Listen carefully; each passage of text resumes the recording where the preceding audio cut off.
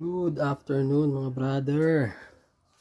So meron pala akong mga accessories ni ADB 160 na nabili ko sa Shopee. Ito po is hindi ko alam dahil Chinese nakasulat dyan. Pero ito po ay screen protector, no? Para sa cellphone mga brad. Ito po siya. Ayun. Yan. So ikakabit po natin to sa aking ADB. Alam ko naman mga luma na to. Marami ng mga may nag-review siguro niyan.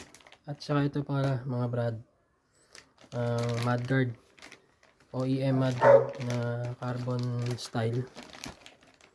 Deep carbon lang to, hindi siya original na carbon.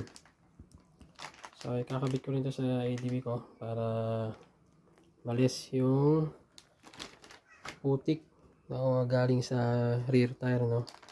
Kasi yung stock niya kasi is maliit, maiksi lang. So palitan ko ng mahaba talaga. So gagawa ko ng video nito, kakabit natin to. At eto mga brother. So ride safe, God bless us all, and peace.